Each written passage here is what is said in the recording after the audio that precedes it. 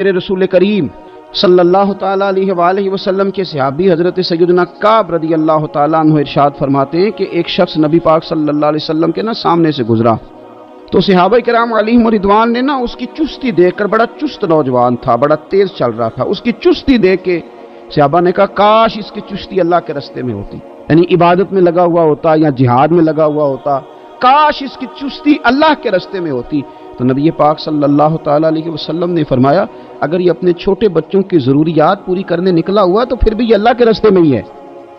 اور فرمایا اگر یہ شخص اپنے بوڑھے والدین کی خدمت کے لیے نکلا ہوا ہے پھر بھی اللہ ہی کے راستے میں ہے، یعنی اگر رزق کما کے بچوں کا پیٹ پالتا ہے پھر بھی رب ہی کا راستہ ہے، اور اگر یہ رزق کما کے بوڑھے ماں باپ کی خدمت کرتا ہے تو یہ راستہ بھی اللہ ہی کا راستہ ہے۔ اور نبی پاک صلی اللہ تعالیٰ علیہ وسلم نے فرمایا اگر یہ اپنے آپ کو سوال سے بچانے کے لیے یہ کام کر رہا ہے،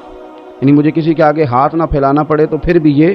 اللہ ہی کے راستے میں ہے۔ ہاں اگر یہ ریاکاری کے طور پر، فخر کے طور پر یہ کام کر رہا ہے تو پھر یہ شیطان کی راہ میں۔ یہ بات یاد رکھیے کہ اپنے بچوں کا پیٹ پالنے کے لیے، اپنے آپ کو سوال سے بچانے کے لیے، اپنے ماں باپ بہن بھائیوں کی کفالت کرنے کے لیے رزق حلال کی تلاش بڑا محبوب عمل ہے۔ ایک صورت میں صرف منع ہے کہ جب آپ صرف اور صرف تکبر کے لیے دولت جمع کر رہے ہیں، صرف دوسروں کے اوپر اپنی بڑائی ثابت کرنے کے لیے دولت جمع کر رہے ہوں، تب یہ منع ہے، ورنہ کوشش کر کے، محنت کر کے، جد و جہد کر کے رزق کمانا، رزق حلال کی طلب میں رہنا، یہ بڑا پسندیدہ اور محبوب عمل ہے دین کے اندر۔ ہمارے ہاں یہ ہوا ہے کہ کچھ عرصے سے ہم دیکھتے ہیں کہ محنت سے جی چرانے والے لوگوں کی تعداد بڑھتی جا رہی ہے۔ یہاں تو لوگ کسی کے طفیلی بن کے جینا چاہتے ہیں، کسی کے دستے نگر ہو کے جینا چاہتے ہیں، معاذ اللہ۔ یہاں یہ رویہ ہو گیا ہے کہ محنت کرنی ہے لیکن کوئی شارٹ سا راستہ ملے اور جلدی سے ساری دولت جمع ہو جائے اور ہم فٹافٹ امیر ہو جائیں۔ آپ محنت کریں گے، جد و جہد کریں گے، کوشش کریں گے، یہی نظام بنایا اللہ تعالیٰ نے۔ اسی نظام کو رب رسول نے پسند فرمایا ہے۔ نوجوان نسل یہ یاد رکھے کہ جب وہ حرکت کرے گی، جد و جہد کرے گی، کوشش کرے گی، ہمت کرے گی، اللہ تبارک و تعالیٰ نواز دے گا۔ لیکن اگر کوشش ہی چھوڑ دی جائے، محنت ہی چھوڑ دی جائے، طلب ہی چھوڑ دی جائے، تو پھر اس کا نقصان یہ ہوتا ہے کہ معاشرے کے اندر آہستہ آہستہ لوگ سہارے تلاش کرنے لگتے ہیں، کاہلی اور سستی عروج پہ چلی جاتی ہے۔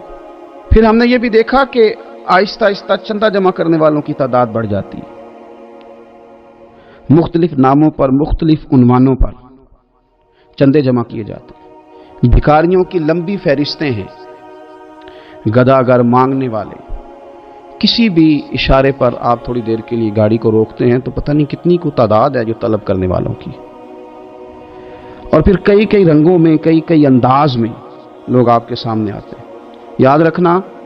نبی پاک صلی اللہ تعالیٰ علیہ وسلم نے فرمایا جس نے بغیر طلب کے اپنا ہاتھ پھیلایا، قیامت کے دن اسے سزا یہ ملے گی کہ جب رب کی بارگاہ میں آئے گا تو اس کے چہرے پہ گوشت نہیں ہوگا۔ غوث اعظم رضی اللہ تعالیٰ عنہ کی خدمت میں ایک شخص آیا، اس نے کہا حضور بڑی تجارت کرتا ہوں، کام نہیں چلتا۔ فرمانے لگے اب تو اللہ سے تجارت شروع کر دے۔ کیا مطلب؟ فرمانے لگے 10 کمائے تو ایک اللہ کے راستے میں دے، رب کریم اس کے بدلے میں تجھے 70 عطا فرمائے گا۔ اس نے کہا حضور اس طرح کروں؟ فرمایا تو یہ کر کے دیکھ، عبد القادر جیلانی وعدہ کرتا ہے اللہ تیری مدد کرے گا۔ غلام کہتے ہیں وہ 6 مہینے کے بعد آیا، پہلے جب آیا تھا تو پیدل آیا تھا، 6 ماہ کے بعد آیا تو 6 اونٹ تھے اس کے پاس، اور آ کے حاضر ہوا تو کہنے لگا حضور زندگی پتہ نہیں کہاں گزار دی، کاروبار کا تو مزہ ہی اب آیا ہے، اب مزہ آیا ہے کاروبار کرنے کا، اب مزہ آیا ہے۔ کہ 10 میں سے 1 دیتا ہوں، پتہ نہیں کتنا مہربان ہے۔ اور یہ آیت ہے وَيَرْزُقْهُ مِنْ حَيْثُ لَا يَحْتَسِبُ، تجھے وہاں سے دے گا کہ تیرا کبھی گمان بھی نہیں گیا ہوگا۔ روحانی معاملات کو بھی ضرور شامل حال رکھے اور مال مانگے اس سے جو بے حساب دیتا ہے، دنیا داروں سے نہیں مانگے، اس سے مانگیں جو دیتا ہے تو پھر بے حساب ہی دیتا ہے۔ دعا کرتا ہوں اللہ ہر گھر میں برکت پیدا کر دے۔ بغیر طلب کے اور مسلمان ہو کے رب پہ بھروسہ کرنے والا، رسول پاک صلی اللہ علیہ وسلم کو ماننے والا، اور وہ سست ہو اور وہ کاہلی کی زندگی گزارے، آپ آگے بڑھیں، آپ کوشش کریں کہ مجھے کچھ حاصل کرنا، آپ بجائے اس کے کہ سہارا تلاش کریں، آپ سہارا بننے کی کوشش کریں۔ اور نوجوان نسل اپنے ذہن کے اندر یہ بات بٹھائے کہ اللہ تعالیٰ نے جوانی دی ہے، طاقت دی ہے، آپ تو کئیوں کا بوجھ اپنے کندھوں پہ رکھ کے سفر کریں، آپ بہت سارے لوگوں کے لیے سہارے کا باعث بنے، آپ ایک ایسا درخت بنے کہ جس کی چھاؤں میں سینکڑوں لوگ بیٹھ سکیں، درجنوں لوگ نفع حاصل کر سکیں۔ آپ خوبصورت زندگی بنائیں، اپنے آپ کو آگے لے کر کے جانے کی کوشش کریں، اور اللہ تو بندے کے گمان کے قریب ہے۔ جس طرح کا انسان ذہن بناتا ہے، رب کریم اتنا ہی اس بندے پہ فضل کرتا ہے۔ اچھی امیدیں وابستہ کریں، خوب محنت کریں، خوب۔ مطلب یہ کہ سست پڑنا، اٹھتا ہوں، چلتا ہوں، دیکھتا ہوں، کرتا ہوں، کوئی ہو ہی جائے گا، کوئی پہنچ ہی جائے گا، یہ کمزور لوگوں کی علامت ہے، یہ کمزور لوگوں کی۔ حضرت حسن بصری رحمۃ اللہ علیہ ایک مثال دے کے بڑی بات کو خوبصورت کرتے ہیں۔ کہتے ہیں کہ نوجوان مجھے ملا تو کہنے لگا، حضرت جی آج میں نے عجیب نظارہ دیکھا ہے کہ ایک شیر نے شکار کیا ہے ایک بکری کا، تو اس نے کافی سارا خود کھایا اور باقی منہ میں پکڑ کے ایک پہاڑی پہ چڑھا ہے، وہاں ایک نابینا لومڑی بیٹھی تھی، باقی کا اس نے اس کو کھلایا ہے شکار۔ تو میں سوچتا ہوں رب کریم تو بندہ نابینا بھی ہو، گھر میں بھی بیٹھا ہو تو اس کو رزق پہنچا ہی دیتا ہے۔ تو خواجہ حسن بصری رحمۃ اللہ علیہ مسکرا پڑے، کہنے لگے میاں تم نے لومڑی بننے کا پروگرام بنایا، شیر بننے کا کیوں نہیں بنایا؟ تم نے یہ ذہن بنایا کہ گھر میں نابینا بن کے بھی کوئی بیٹھ جائے تو روٹی پہنچ جاتی ہے، تو یہ ذہن کیوں نہیں بنایا کہ شیر بنتا ہوں، شکار کرتا ہوں، کھاتا بھی ہوں، کھلاتا بھی ہوں۔ جد و جہد کریں، محنت کریں، آگے بڑھیں، ہمت کریں۔ اگر صرف اس لیے مال جمع کر رہا ہے کہ میں ذرا لوگوں کو پتہ چل جائے بڑا مالدار ہوں، میرا بعض لوگوں کے اوپر ذہن ہوتا ہے نا آگے بڑھنے کا، شوق ہوتا ہے بلا وجہ چیزوں کو جمع کرنے کا، فخر بتانے کا، ریاکاری کرنے کا۔ فرمایا اگر ریاکاری کے ارادے سے ہے تو پھر یہ شیطان کے رستے میں ہے، اور اگر یہ بوڑھے ماں باپ کے لیے رزق کما رہا ہے، چھوٹے بچوں کے لیے کما رہا ہے، اپنے آپ کو سوال سے بچانے کے لیے کما رہا ہے، تو پھر یہ اللہ ہی کے رستے میں، پھر یہ جہاد ہی کر رہا ہے، پھر یہ عبادت ہی میں مشغول ہے، یہ اللہ ہی کے رستے میں۔ رسول کریم صلی اللہ تعالی علیہ وسلم نے جو سبق ہمیں پڑھایا نا، وہ صرف یہ ہے کہ رزق کماتے وقت تمہاری نیت کا اعتبار ہے، تمہارا ارادہ کیا تھا۔ رزق کماتے وقت ارادہ کیا تھا؟ بہت بڑے بنگلے بنانے کا ارادہ تھا، جائیدادیں جمع کرنے کا ارادہ تھا، بعض رشتہ داروں کو نیچا دکھانے کا ارادہ تھا، بلا وجہ ڈینگے مارنے کا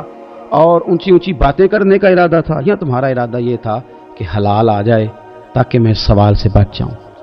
تاکہ مجھے کسی کے سامنے ہاتھ نہ پھیلانا پڑے۔ یہ حدیث ہمیں صحیح بخاری میں ملتی ہے، نبی پاک صلی اللہ تعالی علیہ وسلم نے فرمایا بے شک مال بڑا سرسبز ہے اور بڑا میٹھا ہے۔ فرمایا جس نے اچھی نیت کے ساتھ مال حاصل کیا نا، بڑا میٹھا ہے، بڑا سرسبز ہے، اور جس نے اچھی نیت کے ساتھ حاصل کیا اللہ اسے برکت عطا کر دے گا۔ تھوڑے پیسوں میں برکت ہو جائے گی، تھوڑے میں بھی، کئی دفعہ تھوڑے پیسے ہوں گے پر ختم نہیں ہوں گے، ان میں برکت ہو جائے گی، نیت اگر ٹھیک ہے۔ اور حضور صلی اللہ تعالی علیہ وآلہ وسلم نے ارشاد فرمایا اگر کسی نے بری نیت کے ساتھ حاصل کیا اس میں برکت نہیں ہوگی، اس کے اندر پھر اس کے لیے وہ خیر نہیں ہوگی جو اچھی نیت پہ ہوتی۔ اور فرمایا یہ ایسا رزق ہے جسے کھائے گا پر پیٹ نہیں بھرے گا، سیر نہیں ہوگا۔ رزق کس نے کھا لیا ہے؟ چونکہ نیت یہ تھی نا کہ تفاخر کے لیے جمع کرنا ہے، دولت ہونی چاہیے، بنگلہ ہونا چاہیے، لوگوں کو پتہ چلے کہ یہاں بھی ایک سیٹ صاحب ہوتے ہیں، تو یہ نیت پر ڈیپینڈ کرتا ہے کہ آپ کا ارادہ رزق کماتے کیا ہے۔ بہت زیادہ محنت کرنے کی کوشش کریں، بالخصوص نوجوان اپنے دلوں کے اندر یہ جد و جہد پیدا کریں کہ ہم نے محنت کر کے رزق کمانا ہے۔ یہ جو ہاتھ پھیلاتے ہیں یہ بزدل لوگ ہوتے ہیں، یہ کمزور لوگ ہوتے ہیں۔ یہ ہاتھ جب کسی کے آگے کوئی شخص پھیلاتا ہے تو اپنی خودداری کا سودا کرتا ہے، اپنی عزت بیچتا ہے،